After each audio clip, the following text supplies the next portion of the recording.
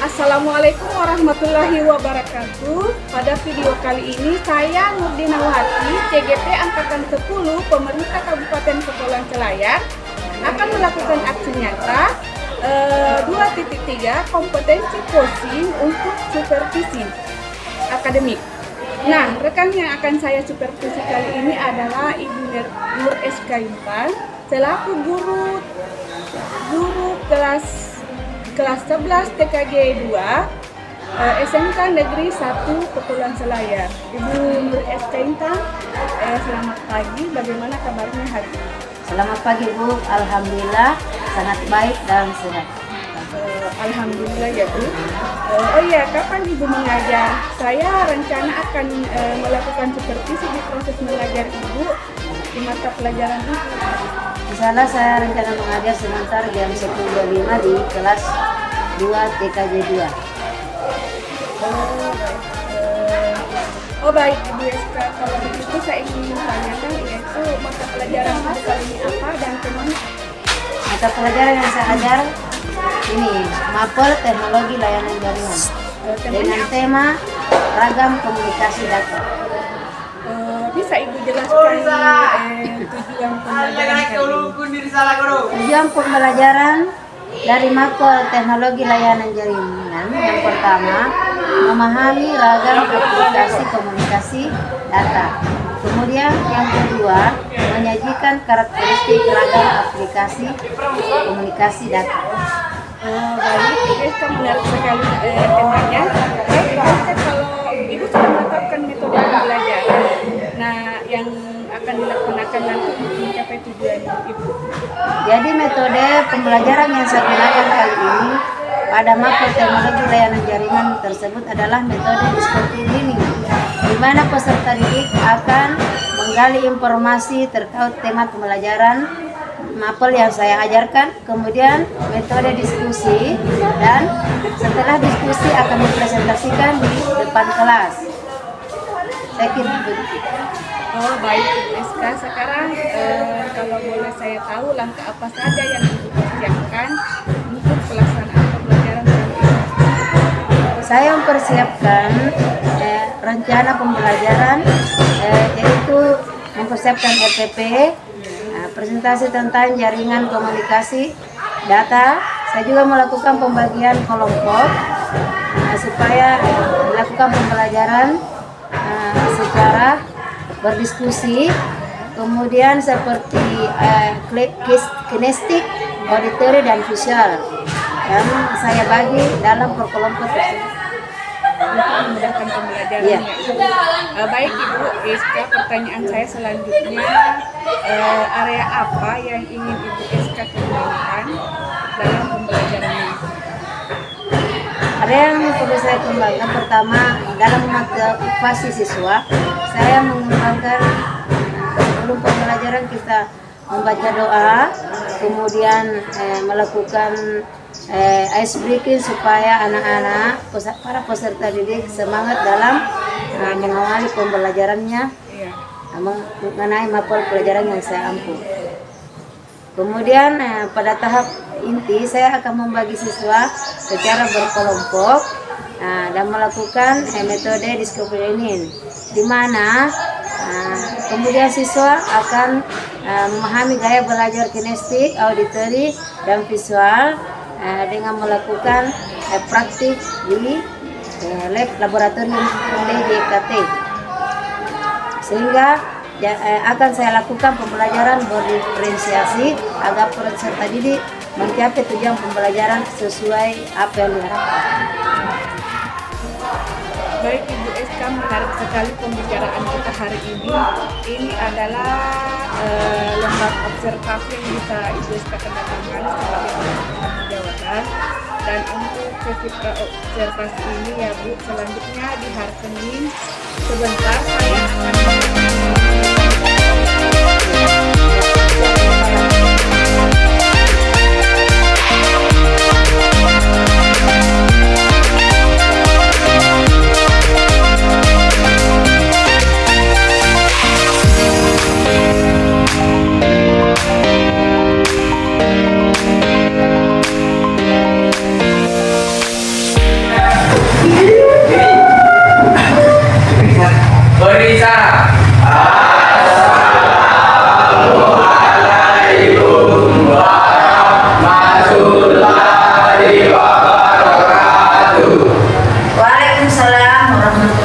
wabarakatuh. Selesai. Oke, selanjutnya kita akan melakukan proses pembelajaran hari ini melalui pembelajaran mapel teknologi layanan jaringan. Selanjutnya akan dipimpin untuk berdoa oleh Wahyudi. Silakan. Sebelum melakukan pelajaran hari ini, mari kita melakukan doa. Doa dimulai.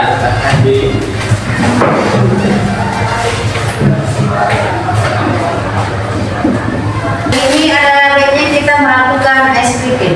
Jangan dulu ya, supaya kalian bisa fokus, ya. Nah, aturan mainnya begini ya. Kalau ibu bilang sentuh pipinya nak, mulai. Semuanya boleh dulu. Kalau salah ada hukumannya depan. Kalau salah gugur, berarti di depannya angka kaki satu. Perhatian Bu. Kalau tidak fokus, Ya, oke Bu. Gas. sentuh telinga, sentuh pipi, sentuh dahi, Salah jahe Bu. sentuh dagu, sentuh leher, sentuh mata, sentuh telinga, sentuh hidung, sentuh gigi. Ada yang salah? Jangan Bu. Semuanya fokus. Oke. Sentuh kaki. Sentuh kepala. Oke, semuanya fokus ya. Oke, kalau sudah fokus, kita mulai pembelajaran hari ini. Ibu absen dulu ya.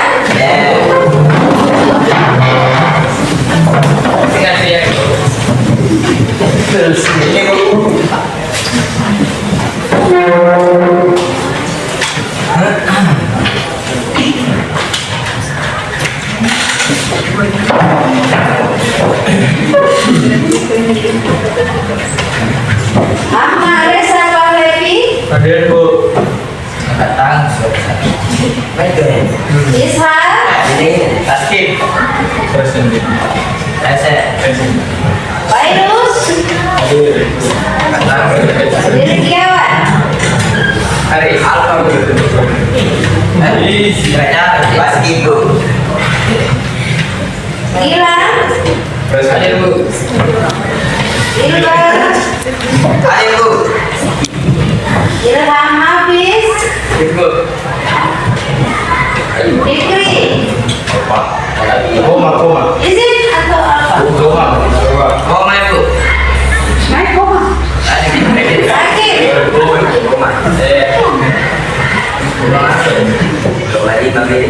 Koma, hasil begadang. Kalau sakit, kita doakan semoga dia lekas dan ikuti pembelajaran lagi besok ya. Sabri, Irwan,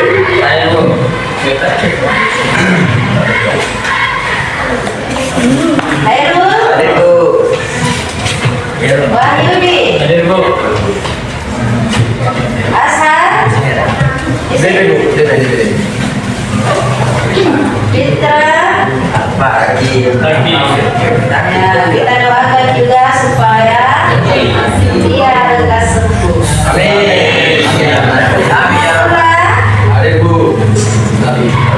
Safira,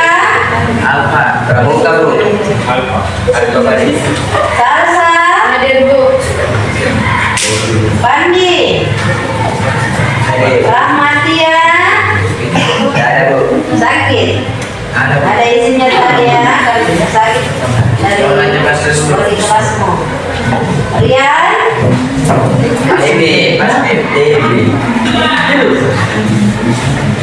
Rifki, Hadir Bu. Sergio, apa itu komunikasi? Wahyudi, Ya Bu. Ayo Bu.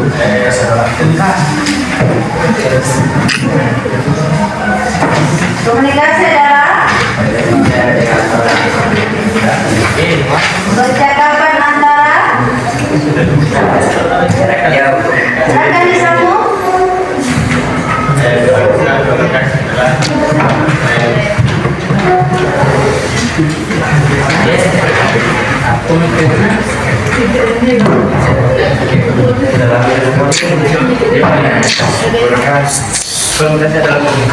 Apalagi antara dua atau lebih yang menghasilkan sebuah informasi.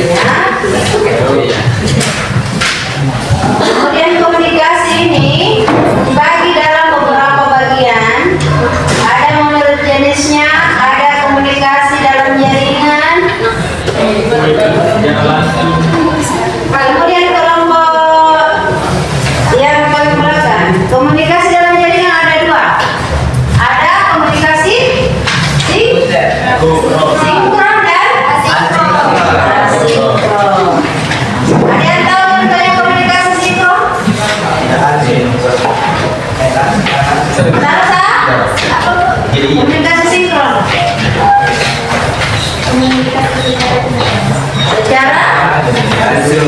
Secara langsung. Contohnya apa? Ya?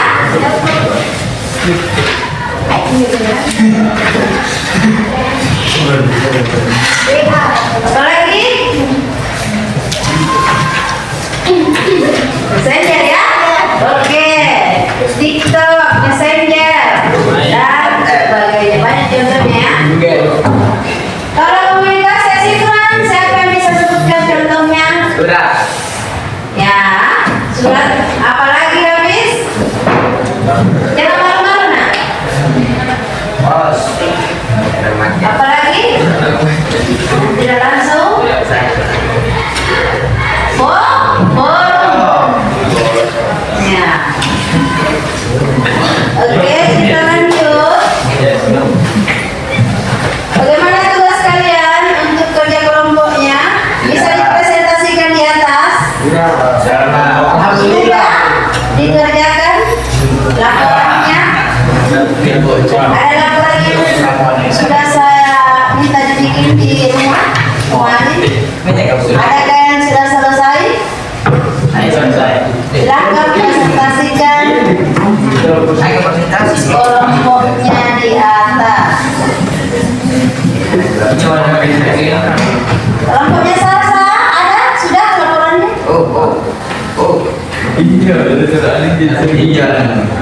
Wahyudi? Coba buka latihannya sudah dibuka.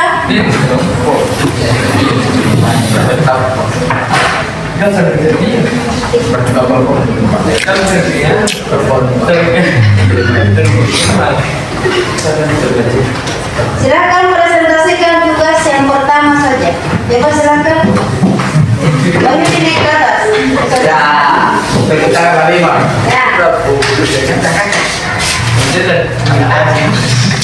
Silakan ke atas. Ya. Namanya presentasi per kelompok ya.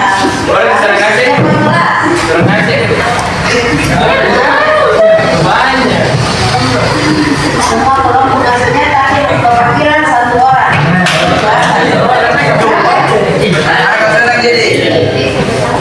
Seperti apa yang diajarkan kemarin, caranya presentasi, bagaimana membuka dan membacakan informasi komunikasi.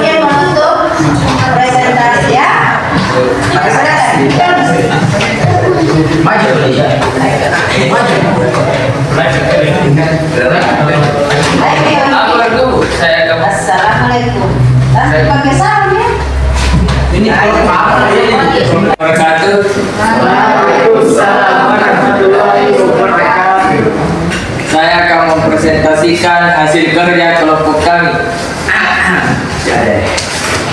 Pentingnya efektivitas sebuah komunikasi dalam menunjang berjalannya proses bisnis sebuah perusahaan adalah untuk memudahkan kita menghubungi teman kerja kita supaya pekerjaan lebih mudah dan praktis. Komponen utama dalam sebuah komunikasi agar lebih cepat kesaran dan efektif. Komunikator penerima pesan perlu memiliki kemampuan dan mempresentasikan informasi secara tepat melalui pesan yang dikirimkan kepada komunikan penerima pesan. Komunikan penerima pesan perlu memiliki pola bahasa dan metode yang sama dengan berkomunikasi dengan komunikator. Misalnya, orang India tidak dapat berkomunikasi secara efektif dengan orang Indonesia ketika menggunakan dialog bahasa Indonesia. Informasi atau pesan yang disampaikan dalam dengan tutur mudah dimengerti dan memperhatikan aspek keamanan serta kenyamanan. Media atau saluran komunikasi yang digunakan untuk melakukan pertukaran pesan atau informasi hendaknya dalam satu protokol dan terjaga oleh kedua belah pihak. Contohnya media dalam berdiskusi secara langsung atau tidak langsung seperti chatting, telekonferensi dan video konferensi dan sebagainya. Feedback atau informal melakukan faktor berpengaruh dalam menjaga keberlangsungan proses komunikasi antar komunikator dan komunikan. Jika jenis komunikasi yang dapat dilakukan sehari-hari yaitu komunikasi secara verbal, komunikasi yang disampaikan secara lisan seperti presentasi, pemaparan hasil kerja, diskusi, dialog, dan telekonferensi. Komunikasi nonverbal, komunikasi jenis ini cenderung menggunakan aspek ekspresi tubuh atau body language, gerakan tubuh atau gestur, mimik wajah atau facial expression, serta bentuk dan model tubuh atau postur seperti dahi yang berkedip atau wajah kelihatan sedang, bola mata yang sedikit melotot, dan ekspresi wajah agak memerah menunjukkan emosional. 5 tipe komunikasi berdasarkan arah aliran informasi. Komunikasi satu arah, komunikasi yang dilakukan hanya oleh komunikator saja sehingga orang komunikan bersifat pasif atau hanya menjadi audiena. Komunikasi dua arah merupakan komunikasi interaktif yang melibatkan kedua belah pihak dalam memberikan feedback. Komunikasi ke atas atau vertikal adalah model komunikasi yang dapat terjadi pada sistem internal. Misalnya ketika bawah memberikan informasi atau laporan kepada atasan dalam organisasi atau perusahaan. Komunikasi ke bawah atau top-down adalah metode komunikasi yang diberikan oleh atasan pada bawahan sebagai feedback atau respon atas laporan yang diberikan bawahan. Komunikasi ke samping atau horizontal adalah komunikasi antar individu yang memiliki kebutuhan atau persepsi yang sama tentang masalah yang sedang dikomunikasikan. Demikianlah hasil diskusi kelompok kami. Assalamualaikum warahmatullahi wabarakatuh.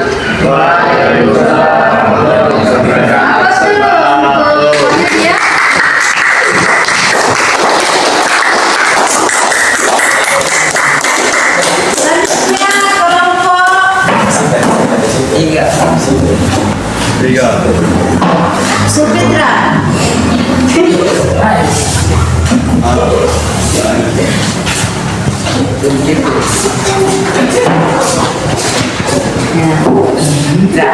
nanti selesai ya. Assalamualaikum warahmatullahi wabarakatuh.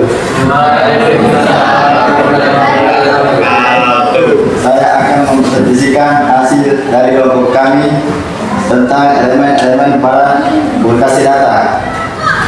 1. Sender atau pengirim. Sender berfungsi sebagai pengirim atau komunikator sebagai peralatan yang memulai sesi komunikasi dengan mengirim data terlebih dahulu seperti handphone, komputer, laptop, IP kamera, dan touchscreen. 2. Receiver atau penerima. Penerima atau pemberikan adalah peralatan yang digunakan untuk menerima data dan menerjemahkan dalam bahasa yang dimengerti manusia, seperti handphone, komputer, laptop, notebook, televisi, dan radio. 3. Pesan atau data. Data berupa analog dan digital. Ketika diterima oleh receiver akan dikonversi dalam bahasa yang dimengerti manusia, seperti data dari perangkat elektronik akan diterjemahkan dalam bentuk sinyal digital atau analog terlebih dahulu. Kemudian akan dikonversikan setelah diterima receiver. Contohnya karakter, teks, gambar, audio, dan video. 4. Protokol. Standar aturan yang disepakati dan digunakan secara bersama-sama baik di sisi sender maupun receiver. 5. Media. Sarana yang berperan menurunkan dan mengirimkan data baik data analog maupun data digital. Sekian dari kelompok kami. Lebih dan kurangnya mohon dimaafkan. Assalamualaikum warahmatullahi wabarakatuh. Oke, ini kelompoknya Salsa, silakan naik.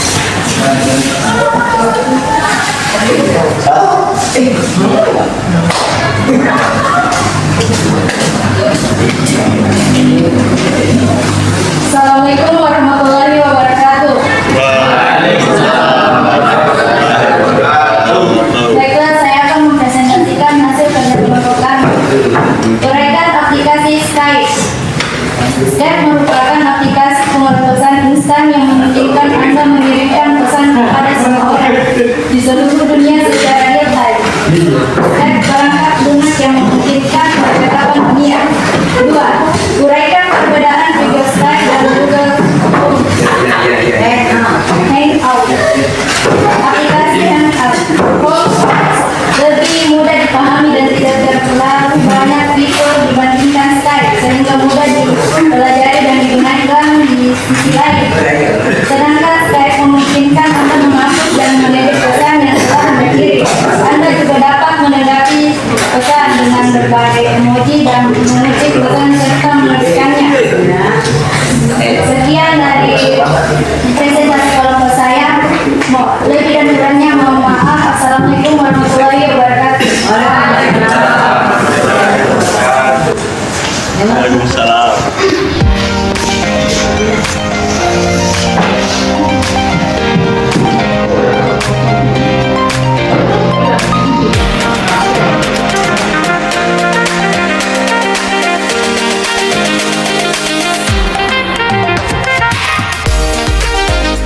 Assalamualaikum warahmatullahi wabarakatuh. Saya Nurdinawati, KGP Angkatan 10, Kabupaten Kepulauan Selayar, akan melakukan percakapan pasca observasi setelah melakukan percakapan pra observasi dan observasi. Kemudian hari ini saya akan melakukan pasca observasi bersama Ibu SK kita. Selamat pagi Ibu SK, bagaimana kabarnya hari ini? Alhamdulillah baik Bu. Selamat pagi. Bagaimana perasaan Ibu SK saat setelah saya melakukan observasi? Alhamdulillah saya sangat senang sekali kita bisa melakukan observasi. Apa yang bisa saya bantu hari ini Ibu SK? Saya sebenarnya sudah sejak dulu ingin meningkatkan kompetensi saya dalam mengelola pembelajaran di kelas. Bagus sekali. Apa tujuan Ibu SK dalam meningkatkan kompetensi tersebut? Saya ingin menciptakan kelas yang kondusif dan menyenangkan bagi siswa. Itu apa yang sudah Ibu SK lakukan? Sebenarnya saya sudah melakukan beberapa metode BBM, tetapi masih belum ada yang efektif. Apa yang menjadi tantangan Ibu SK dalam mencapai bentuk? Biasa di dalam kelas yang menjadi kendala peserta didik pada saat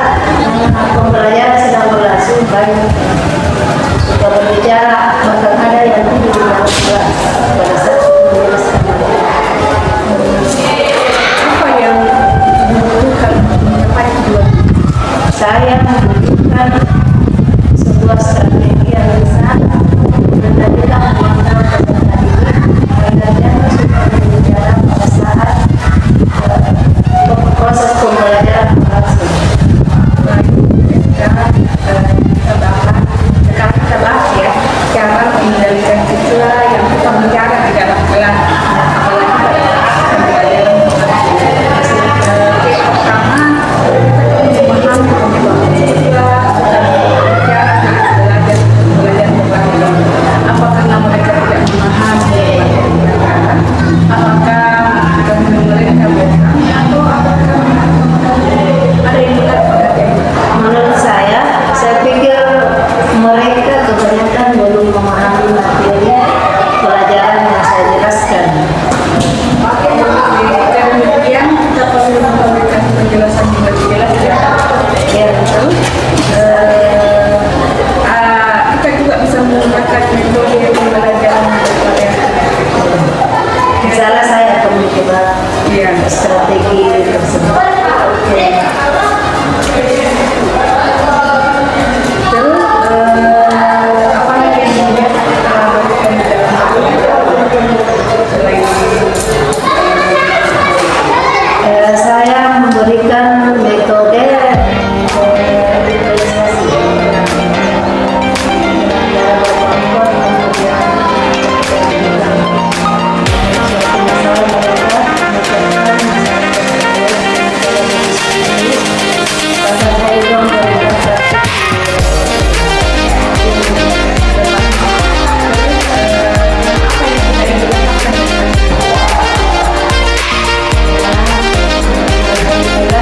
saya sudah bisa memberikan